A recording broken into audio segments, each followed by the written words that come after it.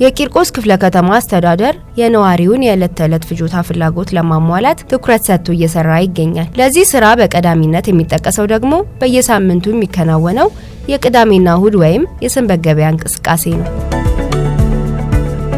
ክፍለ ከተማው የነዋሪውን ፍላጎት ይበልጥ ተደራሽ ለማድረግ በወሰደው እርምጃ ቀደም ሲል የነበሩትን 22 የሰንበት ገበያዎች ወደ 24 ማሳደግ ችሏል። ይህን ስራ በበላይነት የሚያስተባብረው ክትትልና ድጋፍ የሚያደርገው ደግሞ የክፍለ ከተማው ንግድ ጽሕፈት ቤት ነው።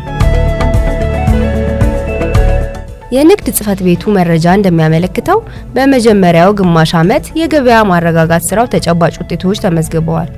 በዚሁም መሰረት 25789 ኩንታል የሰብል ምርት በገበያው የቀረበ ሲሆን ከነዚህ የሰብል ምርቶች መካከልም ጤፍ በየደረጃው፣ ስንዴ በየደረጃው፣ በቆሎ ይገኙበታል። እንደዚሁም ለዕለት ተዕለት የሚውሉ የምስር ዘሮች በዚሁ ገበያ ከሚቀርቡ መሰረታዊ ፍጆታዎች መካከል ይገኙበታል።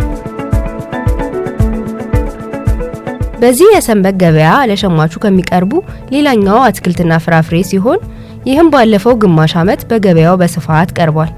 93368 ኩንታል የአትክልትና ፍራፍሬ ምርት ለሸማቹ በተመጣጣኝ ዋጋ እንደቀረበም ከጽሕፈት ቤቱ የተገኘው መረጃ ይጠቁማል። ቀይና ነጭ ሽንኩርት፣ ጥቅል ጎመን፣ በተለምዶ የጓሮ ጎመን የምንለው፣ ቲማቲም፣ ድንች ከሚቀርቡ የአትክልት ዘሮች መካከል የሚገኙበት ሲሆን ከፍራፍሬ እንደ ሙዝ፣ ፓፓያ፣ ሐብሐብና የመሳሰሉት ለሸማቹ የሚቀርቡ ምርቶች ናቸው። በዚህ ገበያ ከቀረቡ ምርቶች ሌላኛው 1294 ኩንታል የእንስሳትና የእንስሳት ተዋጽኦ ሲሆን ይህም ለሸማቹ የቀረበና በመቅረብ ላይ ያለ ምርት ነው። በተጨማሪም የእንቁላል አቅርቦትን ተደራሽ ለማድረግ በተከናወነው ተግባር 1,645,296 እንቁላል በገበያው ቀርቦ ሸማቹ በተመጣጣኝ ዋጋ ተገበያይቷል። የቂርቆስ ክፍለ ከተማ አስተዳደር በ24ቱ የቅዳሜና እሁድ ገበያዎች የነዋሪውን የፍጆታ ፍላጎት መሰረት ያደረገ እንዲሆን በስፋት እየሰራበትም ይገኛል።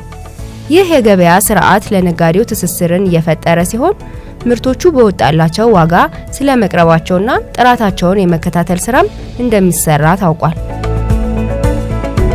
የሰንበት ገበያዎቹ የዋጋ መረጋጋትን ከመፍጠር አንጻር አበርክቷቸው የበዛ ሆነዋል። እንዲሁም ሸማቹ በተመጣጣኝ ዋጋ የትራንስፖርት ሳያወጣ በየደጁ ገበያዎቹን አግኝቷል። በተመጣጣኝ ዋጋ ጥራቱን የጠበቀ ምርት በተለይም ከመደበኛው የንግድ ስርዓት በቀነሰ ሁኔታ መገበያየት ችሏል። ይህ የሰንበት ገበያ ከላይ ለእናንተ ባስመለከትናችሁና ባስደመጥናችሁ መረጃዎች መረዳት የሚቻለው የላቀ ሚና እየተጫወተ እንደሚገኝ ነው።